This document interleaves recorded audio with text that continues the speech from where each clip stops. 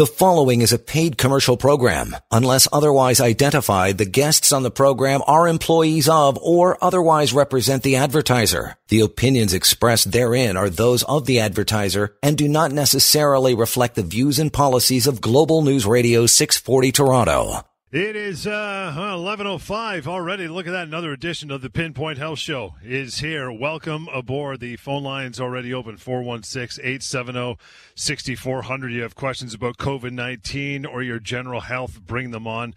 Dr. Lou is here. I want to mention right off the top on social media, all over it. Instagram, Facebook, tons of wonderful stuff to be learned there. I've been following for months. You should as well. And simply search PinPoint Health or Dr. Lou. That as well. And the Lou Down, brand new podcast. And this whole month has been focusing mainly on COVID-19. The Lou Down, a great podcast. Check that out when you got some time. And Dr. Lou, big show today. This is going to be a good one. Minister Michael Tibolo is here, Associate Minister of Mental Health and Addictions, joining the show, and your phone calls as well. Again, 416-870-6400. How are you, pal? Good morning, John. I'm good. We're doing well. We have a very special guest today joining us again. We've done our very best over the last few weeks to really provide as much information to the public. I had the pleasure of meeting Minister Tibolo about a month and a half ago at Queen's Park, and when I met him, we discussed him coming on the show to speak about mental health and addiction, because obviously dealing with what we deal with, it's a big component. I don't think it could ever be more relevant than what we're going through right now. So, Minister Tibolo, thank you very much for joining us today. Good morning. It's my pleasure to be on the show. So my understanding is that you are also okay, because this is a live show. We want to try to interact with the public as much as possible. We're okay with taking calls. I think it would be good if the calls were tailored towards mental health and the things that you work with specifically. You also, when we met, and I was very impressed by this, you not only are a minister, a lawyer, but you're also furthering your education. Can you tell us what you're doing right now? Yeah. Well, before coming to politics, I was very interested in and worked in a residential therapeutic community, helping men that was suffering from addictions and concurrent disorders. So I decided to go back to school, and I'm in my final stages of my doctorate, now completing it in clinical psychology with an emphasis on addictions and concurrent disorders, which is very timely given the ministerial role that I hold in the government.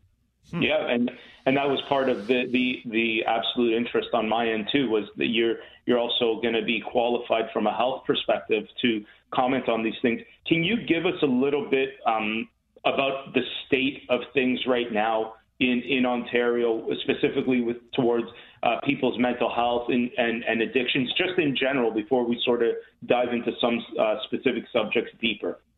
Yeah, well, mental health and addictions is something our government identified as one of the issues that had not really been dealt with well in the past, and made a commitment to invest $3.8 billion to develop a plan. And the plan was developed. It's called the Roadmap to Mental Wellness, and it was launched just before the pandemic hit, which has given us an opportunity to take that plan, which included everything from internet-based cognitive behavioral therapy to Mindability, a program that's based on structured psychotherapy, and looking to build a system that's no longer fragmented or really disconnected, which is what we identified, which the government identified in 2010 as being a concern. So we have been focused on that. Of course, when a pandemic hits, typically we see about 1 million people looking for, just over 1 million people that look for help as a result of a mental health or addiction issue in the normal times. And the normal times, pre-pandemic. In situations like a pandemic, which really is an emergency situation or a crisis situation, we see that number spikes. And we started to see that our numbers are spiking in that people are looking for help as a result of anxiety, depression, the isolation. So, yeah, we're seeing it and we're tracking it, and we're doing everything we can to stay ahead of that particular curve. Yeah, and actually it's interesting that you bring up the program that your government was rolling out, because right around that time we actually had Minister Elliott on the show who was speaking a little bit about that program, and that was just pre-pandemic. I think we had at the time, I remember her commenting on our show that I think we only had one case in Canada, so it was pretty early on. In terms of, and you bring up a very, very important point. Mental health is already something that is very, very important. There's still some type of stigma around it. It affects so many people. But in times like this, like during a pandemic, when people, especially being asked to isolate, which is one of the hard things in terms of trying to get out of things like anxiety, depression, and you brought up cognitive behavior therapy, which we speak about all the time on the show, even for pain management. And one of the big components around that is social support as well. What are some recommendations, I guess, right now for people who are feeling like that social isolation is only making things worse for them? What types of maybe resources, tools? What are some recommendations that you can give them? Yeah, and that's a really good question. I mean, when you think about, and again, if we divide our communities into segments so that we're dealing with, kids under the age of 12 to 24-year-olds, 24 to 36 or even 45 to retirement, and then, of course, our seniors, 65 plus. When you look at the different stages of life that we need to deal with and what people within each of those developmental cycles are looking for to feel fulfilled and to be able to do their work or to do their schoolwork, when you have a disruption where everyone is being told to physically isolate and maintain physical distance from other people, you really create a situation where people are thrown off routines, where people are no longer able to interact in ways that everyone is accustomed to. So what that, in effect, does, it starts to increase people's anxiety. Now, seniors are the example that is most prevalent because, telling a senior to stay in a long-term care or seniors residence where they already are isolated, it creates another layer of isolation, which increases the depression and the anxiety. So when you have that situation, or children who are not having a usual routine, seeing their friends, playing with them, going to class, following a structured day, you start to have issues with the individual looking to find ways to compensate. And in a lot of cases, it isn't easy to compensate. So they need to do something more. They need to look for something. And this is where we have to interrupt you. We got to take a quick break. We're going to be right back, and we're going to let you continue that thought then. Okay, thank you. Lots more on the way. Take a short one. Get right back to it. Pinpoint Health Show right here, Global News Radio. You are listening to a paid commercial program. Unless otherwise identified, the guests on the program are employees of or otherwise represent the advertiser. The opinions expressed therein are those of the advertiser and do not necessarily reflect the views and policies of Global News Radio 640 Toronto. 11:15 Pinpoint Health Show here on Global News Radio. Want to reach out anytime, 1-855-55 Lou, DRLOU, pinpointhealth.ca. And you want to go to into social media, Instagram, Facebook, either Pinpoint Health or Dr. Lou, and the Lou Down, the brand new podcast that is up and running, focusing largely on COVID-19 for the last month. Dr. Lou, good stuff there as well. Thanks, John. Before we went to break, again, we have Minister Michael Tabulo, who is the Associate Minister of Mental Health and Addictions, here with us speaking about what the government is doing for the mental health aspect of the population during this critical time with COVID-19. And so we're also available to take calls. So if you're listening and you want to ask the minister a question related to this, please call in. Minister, before we went to break, you were speaking about the social isolation aspect, and you were just on the aspect of seniors with them being in things like nursing homes and feeling even more isolated, and then we had to go to break. Let me turn it back to you to finish your thought there. Thank you. This basically what we need to do is ensure that there are supports virtually for the seniors. Now, we are seeing that we're having a lot of issues with the long-term care and the seniors' residences, and being able to go visit now is no longer possible. What we need to do is we need to make sure that we do include them in our communications and our daily routines, whether it be picking up the phone and speaking to them, whether it be, Facebook, Zoom, things like that are really important to maintain that connectedness, because, again, isolation is necessary. Physical isolation is necessary, but that doesn't mean social isolation. And, again, all the methods of communication that we have available to us, it's easy to keep them involved and engaged. Our children, we have to be very cognizant of what they're experiencing right now, because a lot of them are having to deal with issues of bereavement. Some of them have lost loved ones. Some of them haven't been able to grieve. Others are concerned that their friends are losing someone and it could happen to them. Dialogue, transparency, openness.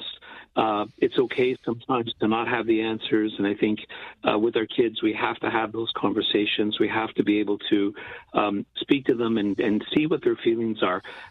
It's really important to listen to them, to give them the opportunity to just sort of go off and start talking and hear what they have to say and find some quiet time to have those discussions. So there are strategies that can be adopted. There are also great helplines. There's Connects Ontario for adults. There's Kids Help Phone for kids under the age of 18. There's a program called Bounce Back for kids 15, or individuals 15 and over. There's also access for post-secondary students through a text or a phone, and all those numbers are available on our website, ontario.ca /coronavirus. Everything is listed there in terms of supports for anyone that needs it, including all our frontline workers, because they're under a tremendous amount of stress as well with the work that they're doing.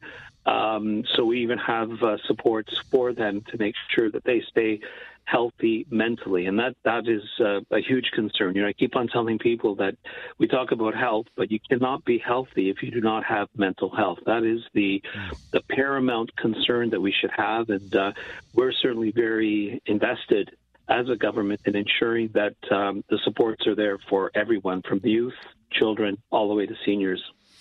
We're joined here with Minister Tibolo on the PinPoint Health Show. Dr. Tibolo, just before we break, and you might have to answer this after we come back, actually. In fact, we'll go to break. I'll leave you this question, and you can answer when we come back. Beginning of April, there was an article around called, it was referring to what is called the echo pandemic, and this is the mental health situation that we're going to be looking at, not so much in the here and now, but after the actual physical component of the pandemic is over, the ripple effect of mental health that's going to follow that. I want you to comment on that after we take a short break here. PinPoint Health Show, Global News Radio. You are listening to a paid commercial program. Unless otherwise identified, the guests on the program are employees of or otherwise represent the advertiser. The opinions expressed therein are those of the advertiser and do not necessarily reflect the views and policies of Global News Radio 640 Toronto.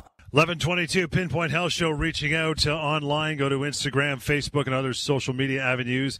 PinPoint Health or Dr. Lou in that regard. And the Lou Down, a brand new podcast feature courtesy of Dr. Lou. This month has been dealing with COVID-19. But in the here and now, Minister Michael Tibolo was with us. And Minister Tibolo, just before we went to break, the echo pandemic, I'm sure you've heard of it. It's not a new term, but it came back into light with this COVID-19 pandemic, and mental health will be on the rise for all the things you just mentioned following the physical attributes of the pandemic, when they pretty much get tamped down and more than planked, but pretty much physically gone. What do you think about that in the next coming months, years, the effect that's going to have? Yeah, that's an excellent question, and I can give you some examples. We keep on saying that history has a tendency of repeating itself. So if we look at history, we can see that following the global financial crisis in 2007, 2008, there were a lot of countries that had significantly higher rates of depression, anxiety, and alcohol and drug use. In 2008, in the recession, 13% increase in suicides was seen, and I mean the numbers are staggering. Forbes also just published an article that in one poll found 45% of adults in the United States have stated that COVID-19 has had an impact on their mental health, with 19% saying it had a major impact. And I can go on. Tennessee, there's a published report that the hotline use jumped 800% during the pandemic. And in Canada, we're seeing that kids help phone are seeing numbers like they've never seen before. They've invoked and required a slew of new volunteers to assist with the increased number of calls. And, this is the beginning. We can call it a second wave, or we can call it typically something that would rise with the increase in the number of positive cases, because we keep on hearing about more people, there are more deaths. But one of the things that the government is doing that we are very careful with, we have a command table that works around mental health and looking and tracking numbers. So we're tracking numbers like 911 calls. We're tracking numbers of the calls to the different phone helplines.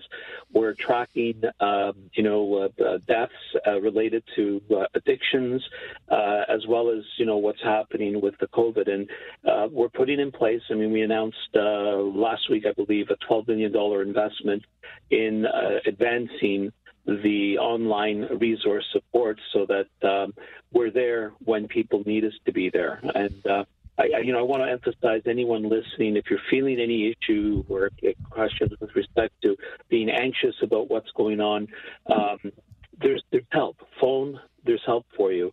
And the economic impact, so when we talk about that second wave, the economic impact is going to be something we're monitoring as well. A lot of businesses, the reality is, will not reopen.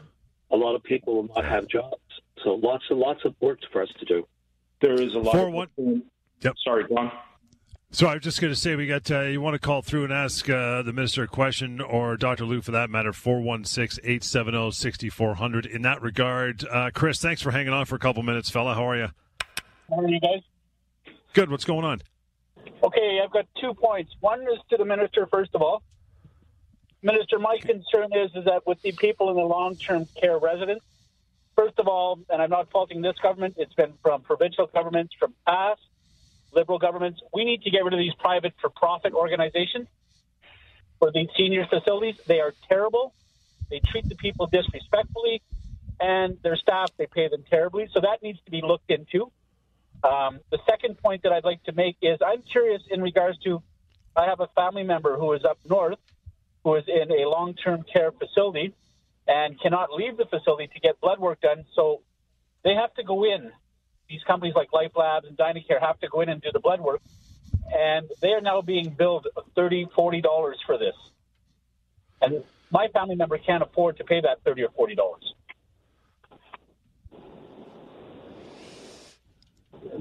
So those are my 2 points.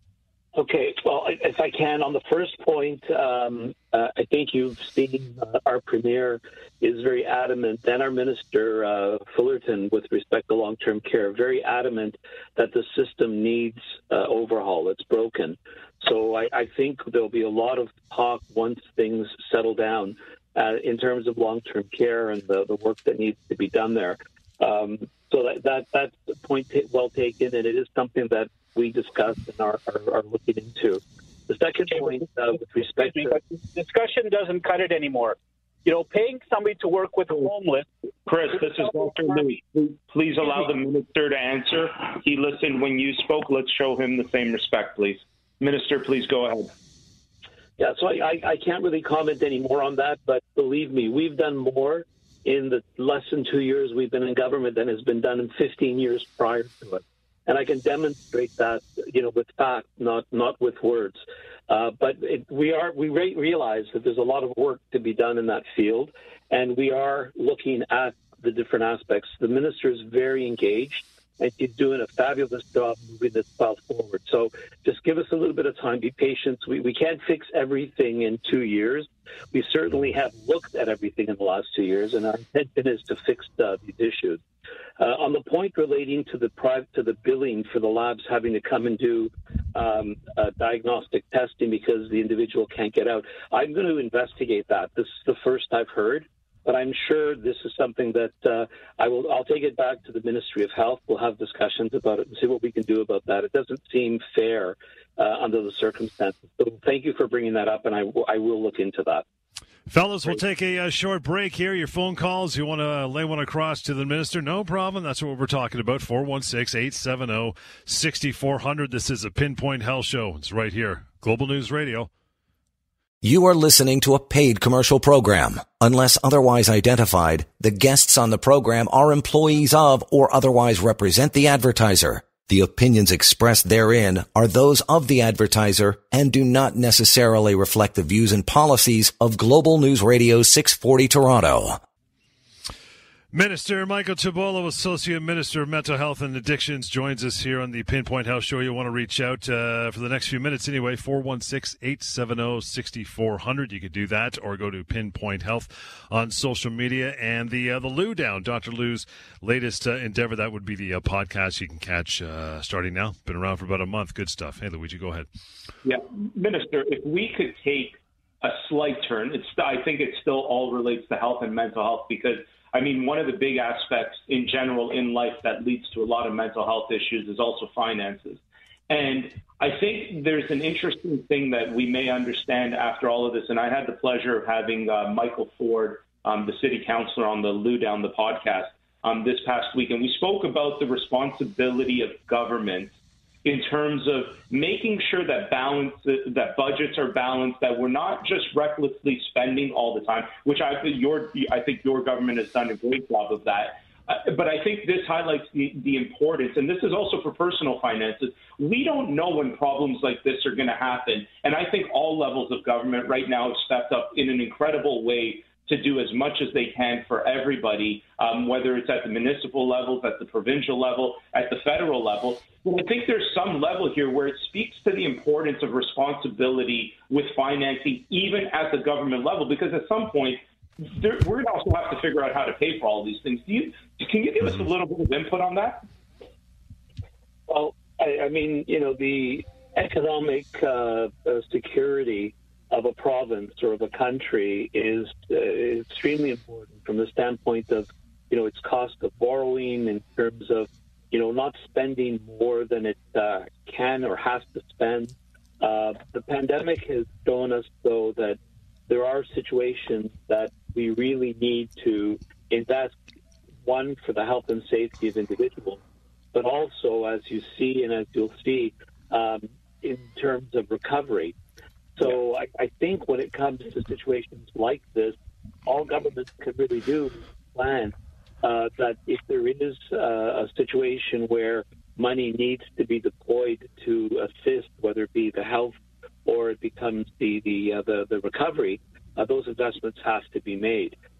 We saw investments made by the Harper government that in infrastructure that were extremely successful from the standpoint of keeping us out of a deep recession when his government was in power. And I think what you'll see as well, both federal and the provincial government working to ensure that infrastructure spending continues, as well as other types of spending that will stimulate the growth of the economy again. Now, I've heard a lot of people say that this is just a question of getting us back to work and we'll flick a switch and everything will go back to the way it was. I beg to differ with that. I really think that what we need to do is prepare our mind to recognize that this is going to be a marathon. When you run, if you're a sprinter, it's a very different process in training than it is when you're a marathon runner, a distance runner.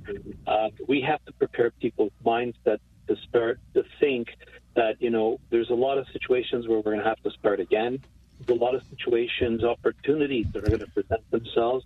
And entrepreneurs are fantastic at picking up opportunities. I mean, just look at the response to the fact that the supply chain was broken in the province of Ontario, from ventilators to masks to shields to gowns to boots to, I mean, it's incredible, the response, how quickly we turned the province.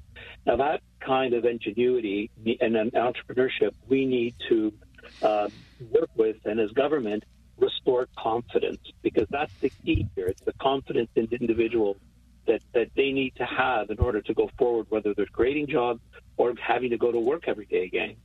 Absolutely. I mean, I think the key to any government, the success of any government, is the people that are part of that place. Whether in Ontario, it's the Ontarians. But Minister, we have a couple calls coming in. John, why don't we go to them? I believe they're for the Minister. You bet, Frank. You're on the air. How are you? Hey, Frank. Hi there. Yep. Can you hear me? Yep, we can now. Questions for the Minister. You do a great job in all your portfolios. I follow you on Instagram, so I commend you on your tenacity. But I have one question regarding your current portfolio regarding cannabis. Now would be the time to look into the studies that shows that the age 19, which Premier Ford is a big proponent of or against the federal government's age of 18. But studies have shown that prior to the age of 25, that the cannabis has an impact on an individual's brain growth. So would now be the time to look into those studies and ensure that we can maybe jump the age from 19 to closer to 25 and be the first province to be a leader in that capacity? Frank, that's a fantastic question. And, again, I look at the cannabis and the rollout of the cannabis. Remember, that was documented, or was brought forward by the federal government. And our job as a province was to look at, making sure that we kept the roads safe, making sure that it stayed out of the hands of children, and making sure that we got rid of the illegal, the illegal growth and sale of the product, from out of criminal hands. The age of first use of cannabis is a point that is debated, and it's debated often. And my background, my reading supports what you're saying with respect to the mind, the development of the mind, and the impact of cannabis on the development of the mind. It's something that needs to be further debated, definitely. But as it stands right now, the decision that was made was based on the thinking at the time. So, is it open to be looked at again? Everything is open to be looked at. One thing about our premier is that he is really interested in ensuring we're doing the best for the province on all fronts, and that is something that will definitely come up for discussion again, I'm sure. Okay. As you're aware that, I think when it comes to our youth and the age of our youth and their mental health, I think we have to put politics aside, and I think we really need to grab the bull by the horns on this topic and do a lot more studies on that, because as you're aware that the federal government, and I know your callers might not be aware, between the ages of 12 and under the age of 18, they can possess up to 5 grams. So I just think federally 19 is not a good age, and I really hope, again, I'm a big fan of yours, that your current portfolio, that you can really push the envelope on this one, please. Thank you, Mister. Frank, I agree with you, and offline, I'm always available. But I'm a huge believer that we need to understand and educate individuals about what they should and shouldn't do. Everyone has a right to make a choice, and I don't want to say this, with respect to kids, but everyone has a right to make a choice. And if we want our kids to make the right choices, our investments in government have to be in educating and building resiliency. Most kids use cannabis or alcohol or any variety of drugs available, not to just get high, but self-medicate because of other underlying issues. So my belief and my concern is, I've read studies that show we can reduce addictions by 25% if we educate kids as they're growing up. So we're talking about school-age kids. That's where we should be investing money, and our roadmap to mental wellness has a very strong component for the development of resiliency and coping skills in kids. It's not a perfect answer, but it's like saying, why did we keep the liquor stores open during the pandemic and deem them an essential service? The fact of the matter is, we needed to. We had no choice but to, because we rely on people to do what their own personal best interest.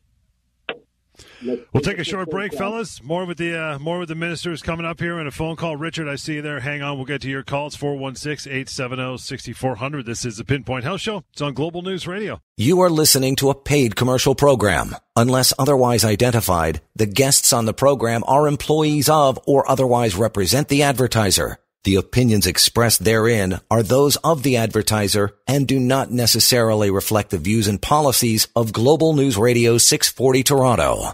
It is 11:43, Pinpoint Health Show, reaching out to 1-855-55 Lou. Anytime the show is not on the air, you want to go to Pinpoint Health and check it out on social media like Instagram and Facebook. And the Lou Down is a brand new podcast that Dr. Lou is doing. You want to tune into that and get lots more information here.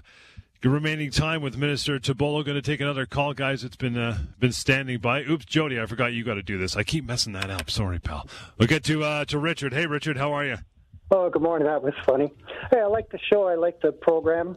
I have a question. I've been trying to understand my dysfunctionality. I've been reading about toxic shame, the way we grow up in a dysfunctional society and dysfunctional environment. Is that really the core of our addictions and mental health problems and multiple divorces, all those sort of things, marrying somebody that was like your last spouse that was truly dysfunctional, all those sort of things?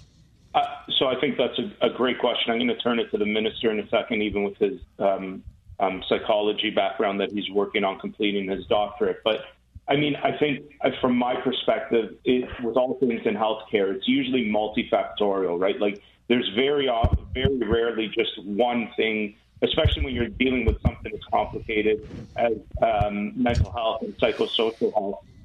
It's very rarely one thing that probably leads to it. Now, when you look at the research around these things, and Minister, you probably know more about this than I know, but the idea of trauma and the different levels of trauma that can happen in life that can lead to these things, it's quite a tough thing. Like it's very easy for us with my specialty when dealing with the body from a physical medicine perspective.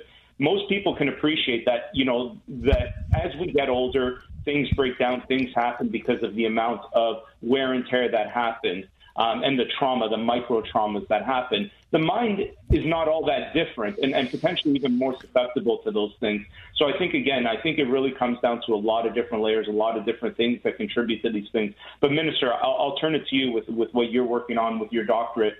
You probably have some insight you want to share. Yeah, thank you, Lou. It's an interesting question as well, because when we talk about an individual's mental health, one of the challenges is to understand, because no two people are the same, is to understand what is triggering the issue. So the first thing we always try to do is rule out any physiological issues, whether there's been any kind of neurodevelopmental disorder that could have been triggered, or that is part of the genetic makeup of the individual. That's an important piece that we need to understand, because no two people are the same. Then we grew up in different environments. I mean, my childhood and where I grew up in downtown Toronto, and the influences that the course of my life have given me have created who I am and how I react in that environment. Some people, unfortunately, experience trauma as children, and that trauma is embedded in their environment, in their life, and may only be triggered as a result of another traumatic experience later on in life. Other kids, are very anxious because of, the familial situation is not perfect from the standpoint of, a mother and father that are arguing all the time, or, if there's any kind of physical or sexual abuse that influences the individual. And then there are just, people that have different thresholds as a result of experience. Some of us have a more tolerance, or have a higher tolerance for stress than others, because we've lived in stressful situations. So you've got to look at all of those, and we call those the biopsychosocial, familial, and I would go one step further and say spiritual. You need to look at all those different aspects of a person's life during that initial interview to properly assess and diagnose what needs to be done. And then there's a ton of cognitive behavior. There's all kinds of therapies, but we've had huge success in cognitive behavioral therapy. We've seen it utilized in England through a structured psychotherapy model that is now in Ontario, Mindability. It's just in the process of being rolled out, and it cures 50% of the people that go through the process and helps 15% improve their symptoms. So it's highly successful, and that, thankfully, is the vast majority of people that have psychosocial type issues that need help. The ones that are more acute, we have therapies for that as well. We have 4 brilliant hospitals in the province of Ontario with incredible individuals that are at the top of their field. So there is help in the province of Ontario, and it's there for people today, but it'll also be there once we get through the pandemic. Lou, if I could just very quickly say thank you to all the first responders. I know that there's a lot of people who see this program, and I just want to say thank you for the incredible work that you all do, whether it be in the hospital, healthcare, mental health, whether it be the people working in the grocery stores, the sanitation people that are looking after and keeping things clean for us.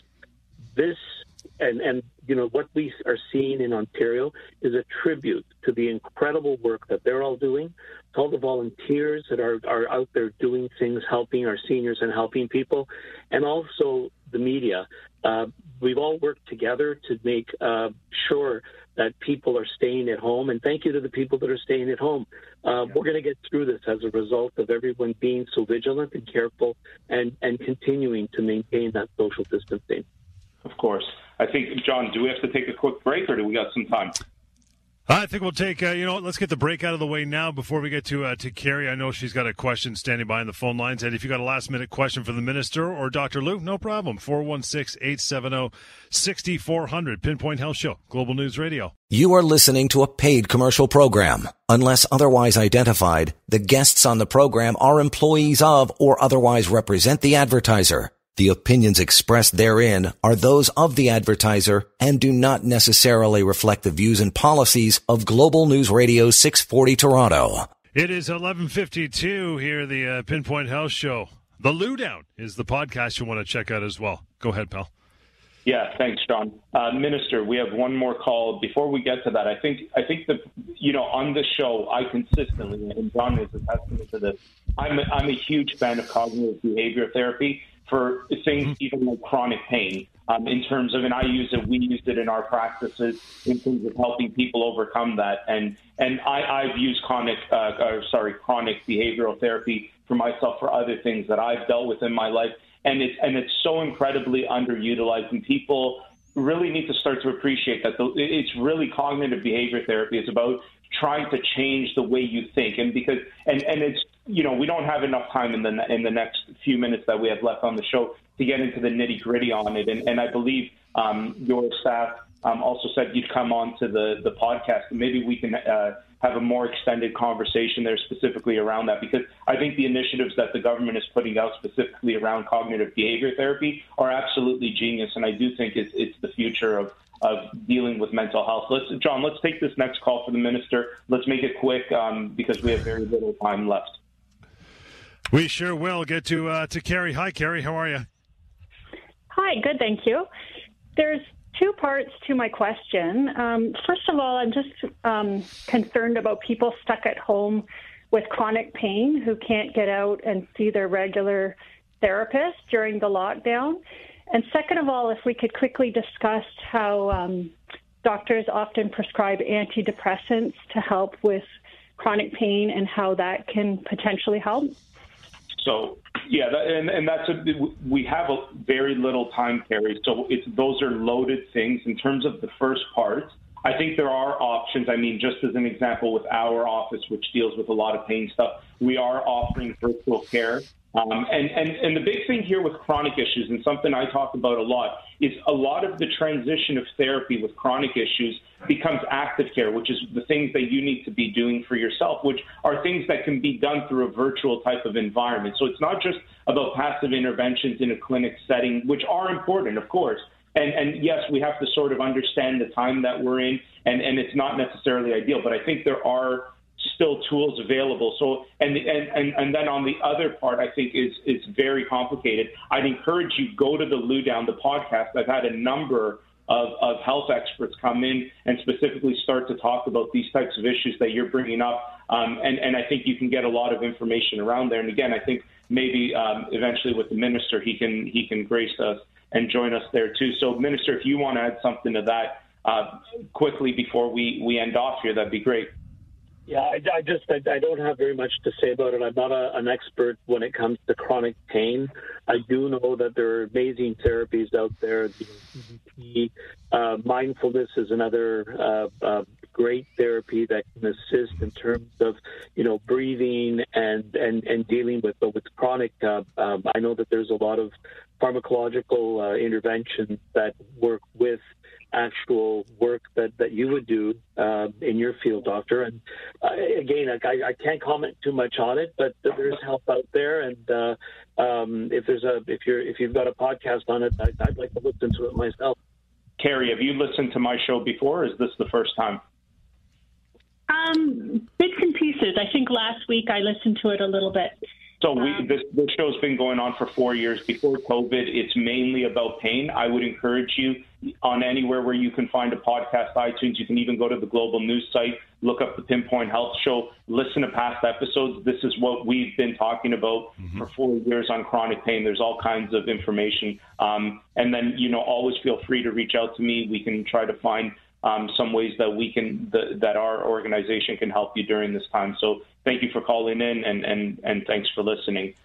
Minister, I believe when I was speaking to your office, they had said you had 45 minutes time to spend with us. You've spent the whole hour. I'm very, very appreciative.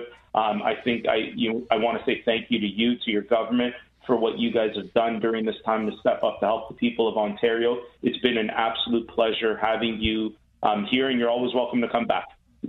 Appreciate that, Lou. You're doing a great job as well. Appreciate the opportunity to speak to the public. And last message, please stay safe, stay home, maintain social distancing. We are going to come through this, and we'll come out stronger. Take care.